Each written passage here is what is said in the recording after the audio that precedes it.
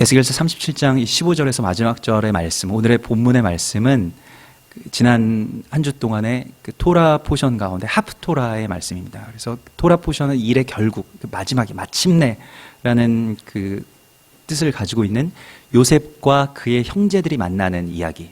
요셉이 애굽 땅에 팔려갔다가 그 애굽의 총리 대신이 되고 그의 형제들이 요셉과 만나는 이야기로 이제 창세기가 그 마지막 이야기로 이렇게 장식이 되는데, 창세기는 그 50장까지의 창세기의 모든 말씀들은 창조에서부터 또한 종말까지, 요한계시록까지, 창세기에서부터 요한계시록까지를 그대로 담고 있습니다. 그래서 창세기의 마지막 이야기는 이 땅의 마지막 이야기와 꼭 같은 이야기입니다. 그 창세기 한 원이 계속해서 반복되면서 마지막 때에 거룩하신 그 예수 그리스도와 그의 형제들, 또한 그 유다와 다른 그 지파들인 그 흩어진 10지파들의 형제들인 우리가, 또 이방의 교회들이 함께 끌어안고 또 함께 기뻐하며 하나님께 예배드리는 그 모습, 또 그 기쁨을 그리고 있습니다.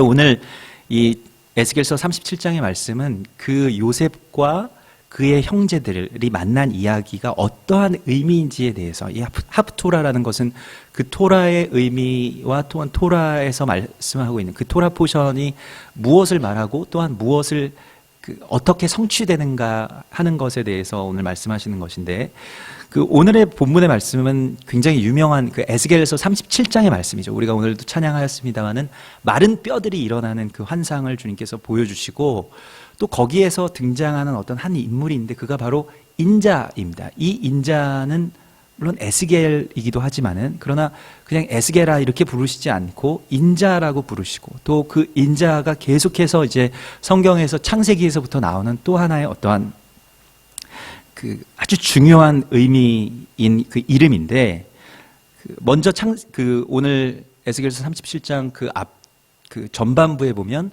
마른 뼈들이 막 이뼈 저뼈들이 막 이렇게 수북히 쌓여 있는 그 에스골 골짜기에서 하나님께서 인자야 너는 생기를 대언하여 이르라, 그 마른 뼈들에게 생기를 대언하여 이르라고 하였을 때에 그 인자가 생기를 대언하였을 때 마른 뼈들이 이렇게 다 붙어서 하나님의 거룩한 군대로 일어서게 됩니다.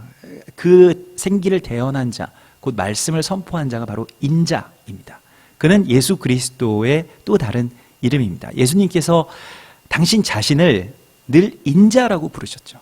자신을 지칭할 때 나는이라고도 물론 하셨습니다만은 대부분은 인자가. 그래서 성경에 보면 예수님께서 당신을 인자라고 부르신 것이 85회 이상 그렇게 나오고 있습니다. 근데 그 인자라는 그 말에는 예언이 있기 때문에 인자라고 말씀하신 것인데, 그것은 사람의 아들이라는 뜻이죠. 인자는 그 사람이 낳은 자라는 뜻입니다. 말 그대로. 그런데 계속 이 인자라는 말씀을 하신 이유는 창세기 3장에 하나님께서 이 땅 가운데 최초의 복음을 주셨어요. 그러니까 이 땅 가운데 우리 인류가 범죄하여서, 아담과 하와가 범죄하여서 선악과를 먹었을 때에 그때 심판에 대한 말씀을 하시는데, 사람을 유혹한 뱀에게 하나님께서 이런 심판을 주십니다. 창세기 3장 15절에 내가 너로 여자와 원수가 되게 하고 내 후손도 여자의 후손과 원수가 되게 하리니. 여자의 후손이라는 것이 인자죠. 여자의 후손은, 인자는 내 머리를 상하게 할 것이요 너는 그의 발꿈치를 상하게 할 것이니라, 이렇게 말씀하십니다.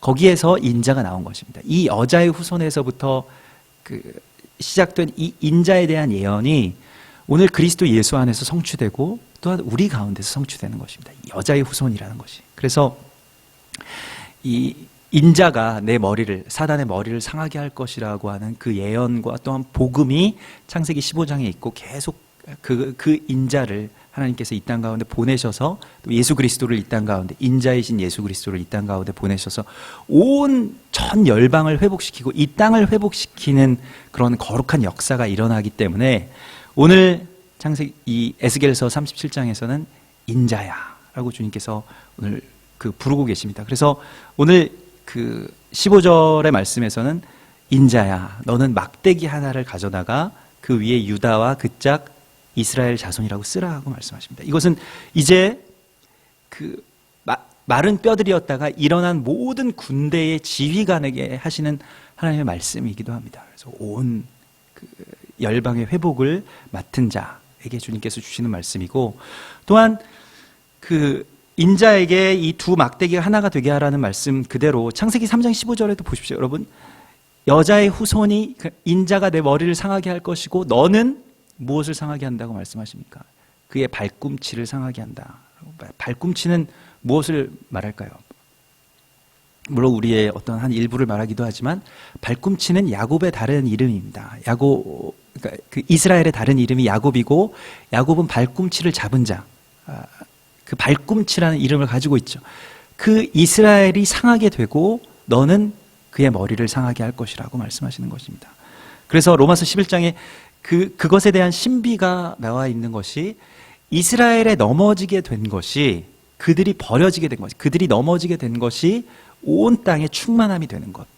그것은 무엇입니까? 대적의 머리가 상하게 되는 것과 같은 것입니다. 그래서 우리의 발꿈치를 상하게 한다라고 했을 때에 그 의미는, 또한 영적인 의미는, 구속사적인 의미는 이스라엘, 발꿈치라고 불리워졌던 그 야곱, 이스라엘의 상함에 대한 예언도 창세기에서부터 있는 것을 우리가 보게 됩니다. 대적의 머리를 상하게 하는 것을 위해서 인자가 오신 것입니다.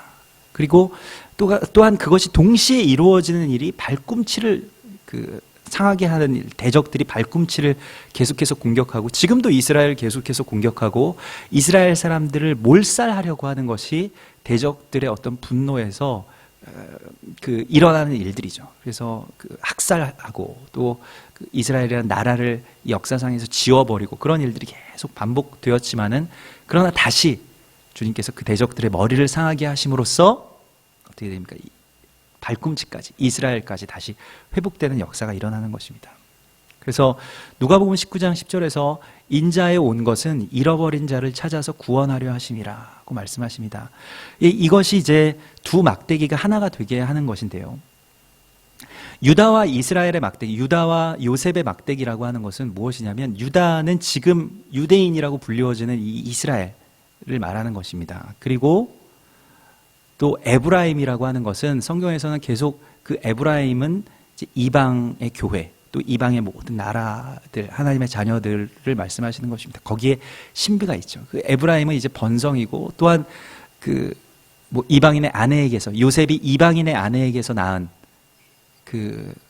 이 보디베라의 딸인 아스낫에게서 난 아들입니다. 둘째 아들인데, 그것이 바로 이제 에브라임인데, 이 에브라임이 온 교회를 또한 뜻하고 있습니다. 여기에 대해서는 성경에서 그래서 항상 우리가 예언서들을 보다 보면 유다와 에브라임 이렇게 쓰이는데요. 이 에브라임은 그러므로 지금으로 치면 이스라엘과 온 교회라고 보시면 되겠습니다.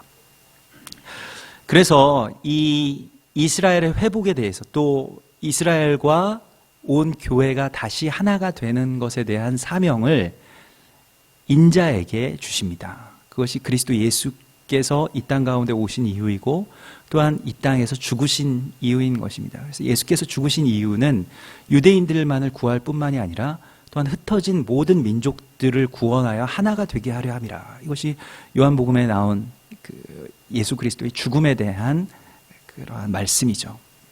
또 요한복음 10장에서는 선한 목자에 대해서, 나는 선한 목자라 이렇게 말씀하시는데, 그런데 선한 목자는 내가 아버지께서 나를 아시고 내가 아버지를 아는 것과 같이 내가 양들을 위하여 목숨을 버리노라 그렇게 말씀하시고 나서 또 한 말씀을 하십니다. 16절에 보면 또 이 우리에 들지 아니한 다른 양들이 내게 있다라고 말씀하십니다. 이 우리 안에, 이것은 그 당시 유대의 우리 안에 들지 않은 다른 양들이 있는데, 내가 그들을 인도하여 드려야 할 터이니 그들도 내 음성을 알고 한 무리가 되어 한 목자에게 있으리라. 이것이 오늘 이 유다와 이스라엘이 하나가 되는 것에, 또 한 왕에게 통치를 받는 것에 대한 예언이고 또 예표입니다. 예수님의 말씀은 이스라엘 백성들을 위한 것뿐만이 아니고 또한 우리들만을 위한 것이 아니라 이스라엘과 우리들이 하나가 되게 하기 위해서 이 땅 가운데 오셔서 죽으신다고 말씀하시는 것입니다. 그래서 우리가 2007년에 이 땅의 부흥을 위해서 평양 대부흥운동, 1907년에 평양 대부흥운동 막 사람들이 다 성령에 감동하고 취해서 그 온 평양 전체, 평양시 전체의 모든 사람들이 다 교회로 몰려오고 뭐 주차장에까지 뭐 그러니까 마을 그 어귀까지 교회에서부터 뭐 예배당에 앉을 자리가 없어서 계속 사람들이 몰려오고 또 회개와 각성이 일어나고 뭐 술집들이나 뭐 이런 게 다 문을 닫고 다 회개하고 양반들도 회개하고 또 뭐 종들도 회개하고 그래서 하나가 되는 그러한 역사들이 일어나고 엄청난 부흥의 역사가 일어났던 그 평양 대부흥 운동을 그 100년을 맞이하는 시점 가운데서 교회에 다시 한번 한국 교회의 그런 부흥의 역사를 허락하여 달라고 정말 많은 기도들을 하고 뭐 기도 모임뿐만이 아니라 각 교회에서 그리고 또 한국 교회에서 모여서 기도를 많이 했죠. 그래서 뭐 주 경기장, 뭐 월드컵 경기장, 무슨 경기장 할 것 없이 다 모여서 각종 대형 집회들을 하였는데 그런데 응답이 없으셨습니다. 그 이후에 교회가 부흥했느냐 하면 그렇지 않았죠. 우리가 생각하는 부흥이 일어나지 않았습니다. 교회는 점점 지금도 그 숫자적으로 쇠퇴의 길을 겪고 있고 많은 교회들이 실제로 문을 닫고 있습니다. 문 닫은 교회들은 그걸 뭐 어떻게 되느냐? 사실은 여기는 이제 문 닫은 교회는 아니고 뭐 다른 곳으로 옮긴 교회의 자리죠. 교회가 다시 들어오면 참 좋은데 근데 다시 뭐 어떻게 말하면 그 지역에서 문을 닫은 교회에 다른 교회가 들어올 수가 있겠습니까? 안 되니까 이제 무슨 포교원 그러니까 무슨 절의 포교원 같은 게 들어오거나 왜냐하면 이 시설 자체가 다 그렇게 되어 있으니까요. 아니면 무슨 국선도 뭐 그런 어떠한 곳들이 들어와서 그냥 십자가만 그 불교 그 표시로 바꾸고 이제 그 다시 문을 여는 경우가 굉장히 많이 있습니다. 이게 신문에 보도가 될 정도로 정말로 많은 숫자의 교회들이 문을 닫고 있고 우리가 기도했던 기도의 응답들이 나타나지 않았는데 저도 그때 그 2007년을 맞이하면서 정말 기도를 하고 청년들이랑 새벽에 모여서 같이 그 부흥을 꿈꾸고 정말 웨일즈의 그 불꽃을 우리에게도 주시고 또 부흥의 역사가 있는 곳에 반드시 제가 있게 해달라고 그렇게 기도를 했습니다. 응답을 안 해주신 줄 알았어요. 그런데 그 얼마 후에 우리 이스라엘에서 그 랍비 한 분, 그러니까 이 유대인 랍비인데 이제 미국에 있는 유대인 랍비죠. 제이슨 소벨이라고 하는 랍비가 그때 우리 같이 만나게 되고 교제하면서 그때 이제 같이 통역하신 유진상 선교사님과 이렇게 같이 식사를 하는데 우리가 유진상 선교사님 그런 말씀하시더라고요. 우리가 2007년에 그렇게 기도해서 부흥을 위해서 기도했을 때 응답이 없지 않은 게 아니라고. 응답이 없었던 게 아니라고. 그래서 저도 거기에 대해서 많이 기도했기 때문에 굉장히 관심을 기울여서 같이 이야기를 하게 되었는데 실은 그 응답은 한국교회의 부흥의 응답은 바로 이스라엘이 열리게 된 것이다 라고 말씀하시더라고요. 2007년 그 어간으로 해서 한국교회는 고난의 길로 들어갔지만 뭐 아프가니스탄 여기 샘물교회 여기 있지 않습니까? 샘물교회가 아프가니스탄 선교사 그 선교팀이 순교하고 그 당시에 여러 뭐 핍박과 교회에 대해서 무슨 뭐 개독교다 뭐다 해서 엄청나게 그런 핍박과 비난과 또 정죄와 이런 영들이 막 들끓었는데 그런데 가만히 보면 영적으로 보면 기도하는 자들, 중보자들 특별히 그 교회 위에서부터가 아니라 이 아래에서 아주 보이지 않는 곳에서 기도하던 분들로부터 자생적으로 이스라엘의 회복에 대한 문들이 열리기 시작했습니다. 정말 그때부터 열리기 시작했어요. 그래서 뭐 회복이라는 다큐멘터리가 상영되기도 하고 그렇게 열리기 시작되면서 지금 이 부흥이 진행되고 있다는 거예요. 그래서 저는 그때 큰 충격을 받았습니다. 그리고 많이 회개했는데 우리가 생각하는 부흥이라는 것이 교회가 사람들이 숫자가 늘어나고 막 앉을 자리가 없고 뭐 교회가 건물을 올리고 그리고 사업을 확장해 나가고 그렇게 되는 것도 물론 부흥입니다. 그것에 대해서 비난하거나 정죄할 필요는 전혀 없습니다. 그것이 하나님께서 주신 부흥이면 맞지만은, 그러나 하나님께서 주시는 부흥은, 우리에게 주시는 부흥은 우리가 생각했던 부흥과 다를 수 있다는 것을, 우리가 그걸 받아들일 준비가 되어 있지 않았었다는 것에 대해서 많이 회개했습니다. 여러분, 예수 그리스도의 그 공동체가, 예수님께서 치유의 사역을 하시고 말씀이 선포되고 그래서 사람들이 막 와서 위로를 받고 치유를 받을 때 뭐 구름대와 같이 많은 사람들이 몰려들었습니다. 그거 나쁜 일 아닙니다. 좋은 일입니다. 예수님의 공동체가 부흥되었습니다. 그런데 예수님께서 어느 시점부터 인자는 예루살렘에 가서 십자가에 달려 죽을 것이다 라고 말씀하신 때부터 사람들이 말없이 하나둘씩 떠나가기 시작합니다. 계속 떠나가기 시작하고, 예수 믿으면 잘못하면 죽을 수도 있겠구나, 이런 생각 가운데 들어갔을 때 대부분 다 떠나가요. 예수님이 그 말씀을 하실 때마다 이제 어떤 시점이 되어서 사역의 어떤 그 절정에 오른 그 이후부터 계속해서 그 말씀을 하시는데, 그 말씀을 하실 때마다 수백 명씩, 수천 명씩 다 교회를 떠나갑니다. 그런데 예수님께서 그의 제자들에게 너희도 가려느냐 이렇게 말씀하십니다. 그래서 인자에 온 것은 섬김을 받게 하려 함이 아니요 도리어 섬기려 하고 자기의 목숨을 많은 사람의 대속물로 주려 함이니라 하시고 예루살렘을 향해서 올라가셔서 십자가에 달리신 것이 바로 예수님입니다. 우리가 생각할 때 부흥은 사람들이 많이 들어오는 부흥, 많이 늘어나는 부흥만 부흥이라고 생각하지만은, 그러나 하나님의 보시기에는 사람들이 다 떠나가는 것도 부흥인 것입니다. 사람들이 없어지고 쇠퇴하고 고난과 핍박에 십자가를 지는 것이 진짜 부흥인 것입니다. 한국 교회는 진짜 부흥이 시작된 것이에요. 여러분, 이것을 믿으십니까? 한국 교회가 이 부흥에 들어갔다 하는 것에 대해서 보기에 너무 보잘것이 없고, 뭐 십자가처럼 어떻게 보면 막 흉측스럽고, 그렇게 뭐 선교한다고 나가서 뭐 그렇게 유난을 떨다가 뭐 잘 죽었다, 뭐 비난하고 뭐 시위까지 하고 뭐 그러한 일들을 계속 겪으면서도 결국 하나님께서 한국 교회에게 지어주신 놀라운 길은 정말로 예수 그리스도의 몸으로서 살 수 있도록 해주신 것입니다. 교회는 예수님의 몸입니다. 예수님의 몸이 예수님과 동떨어져서 계속, 우리가 생각할 때 예수님에 대해서 아주 피둥피둥 살이 찌고 피부가 매끈하고 뭐 아주 뭐 말 그대로 무슨 샤방샤방한 모습의 예수님을 우리가 생각할 수 있겠습니까? 예수님 핍박당하고 정말 피투성이가 된 그 핏자국 난 손과 그 창에 그 창자국 난 그 허리, 그 비쩍 마른 예수님의 몸이 진짜 몸이라고 우리는 알지 않습니까?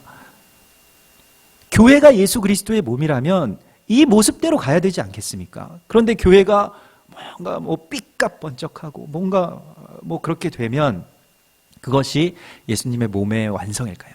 물론 그러한 과정도 있을 것입니다. 예수님께서도 늘 기뻐하셨고 늘 예수님의 사람들이 기쁨과 어떤 충만함과 또한 수적인 부흥도 있었을 것입니다만은, 그러나 진짜 부흥에서 참된 그리스도 예수의 승리가 드러나는 지점은 바로 여기에서부터 시작되는 것입니다. 마지막 때의 한국 교회는 이와 같은 부르심을 이미 받은 것입니다. 그래서 여기에 대해서 우리가 열리고, 또한 여기에 대해서 우리가 꿈꾸고, 또 여기에 대해서 우리가 기도하고 있는 것입니다. 이스라엘이 회복된다는 것은 그리스도 예수 안에서 한 세 사람을 이루는 것이고, 그 유대인들이 예수 그리스도를 메시아로 받아들이고, 예수께서 메시아이시구나 하는 것을 받아들이는 것처럼 어려운 일이지만, 또한 온 교회가 유대인들이 그 발꿈치로 이 땅 가운데서 우리의 충만함을 위해서 어느 시간 동안 상하여 있었고, 그들이 회복되고 우리와 하나가 되어야 한다는 것을 아는 것만큼 어려운 일입니다. 같은 일입니다. 그것이 동시에 일어나는 일입니다. 그들의 상함과 우리의 부흥, 또한 그들의 회복과 그리스도 예수의 다시 오심이 동시에 일어나는 일인데, 이 일이 오늘 이제 말씀 가운데서 에스겔서 37장의 말씀은 이 일이 너의 손에서 될 것이라고 말씀하십니다. 내 손에서 둘이 하나가 되게 될 것이다. 유대의 막대기와 에브라임의 막대기가 인자의 손에서 하나가 되게 될 것이라고 말씀하십니다. 이 인자의 손은 무엇입니까? 예수 그리스도께서 이 땅 가운데서 십자가를 지시고 부활하신 이후에 다 믿지 못하였죠. 죽은 사람이 어떻게 부활을 했느냐. 그 믿지 못하였을 때 예수님께서 제자들 앞에 나타나셔서 특별히 의심하는 도마에게 말씀하십니다. 내 손가락을 이리 내밀어 내 손을 보라. 내 손에 넣어보라고 말씀하십니다. 예수님의 그 희생, 또 예수님의 상처, 예수님의 그 십자가의 헌신으로 말미암아서 이 둘이 그 손에서, 그 손가락을 넣을 수 있는 그 손에서 하나가 된다는 것입니다. 어떻게 보면 연합이라고 하는 것은 번드르르한 구호와 또 우리가 연합해야 됩니다, 통합해야 됩니다, 우리는 하나입니다 라고 하는 것으로 절대로 이루어질 수 없습니다. 왜냐하면 여기에는 대적의 엄청난 분노가 있기 때문입니다. 대적들은 창세기 15장에서부터 바로 이것을 경계하기 위해서 우리를 분열시키고, 또한 특별히 이스라엘과 에브라임이 그 분열되고 또 따로 떨어지는 것에 대해서 많은 공을 들여왔습니다. 그런데 이것이 어느 날 쉽게 하루아침에 될까요? 그렇지 않습니다. 이것을 위해서 예수 그리스도께서는 죽으셨다고 말씀하셨습니다.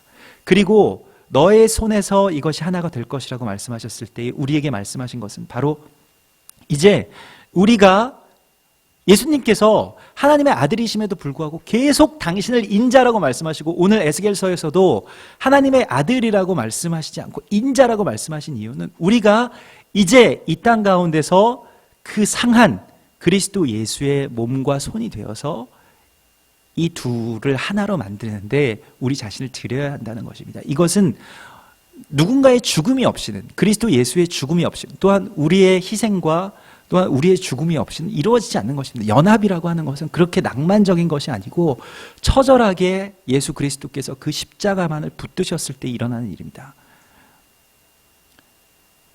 이것을 위해서 우리는 부르심을 받은 것입니다. 가장 영광스러운 하나님의 나라의 마지막 사명, 그 십자가의 사명을 위해서 우리는 부르심을 받은 것입니다. 우리가 계속해서 십자가를 거부하고 교회는 다시 예전으로 돌아가야 됩니다. 다시 그 번성했던 때로 돌아가야 됩니다. 주님, 정말로 그런 일은 없을 겁니다. 정말로 그런 십자가를 지는 일은 없을 겁니다라고 주님을 막아선다면 우리는 예수님께 사단아 내 뒤로 물러가라. 너는 나를 넘어지게 하는 자로다 라고 하는 말을 들을 수밖에 없습니다. 무엇을 선택할까요? 우리가 어디로 가야 하겠습니까? 우리는 이 십자가와 또한 환난과 고난과 핍박 가운데서도 이 연합을 이루기 위해서 나 자신을 내어드린 그리스도 예수와 같이 내 손에서 그것이 하나가 되게 하기 위해서 나의 손을 기꺼이 그 차디찬 못박힘 가운데 내어드리는 거룩한 주님 닮은 인자가 되어야 할 것입니다. 이 인자로 우리를 부르신 주님의 부르심 가운데 응답하고 우리가 같이 그렇게 요셉과 같이 꿈꾸고, 이 토라 포션의 말씀 가운데서 요셉이 원망 없이 계속해서 꿈을 붙잡았기 때문에 예전에 어떤 상처나 원망이나 또 그 형들이 내게 한 말이나 형들이 내게 행한 일들을 생각하고 기억한 것이 아니라 그 상처 가운데서도 하나님께서 이루실 그 꿈을 붙잡았기 때문에 그 모든 고통들이 고통이 아니었습니다. 저주가 아니었습니다. 재앙이 아니었습니다. 지금 한국 교회에 일어나는 일들, 지금 청년들에게 일어나는 일들, 뭐 청년들의 무슨 실업, 뭐 경제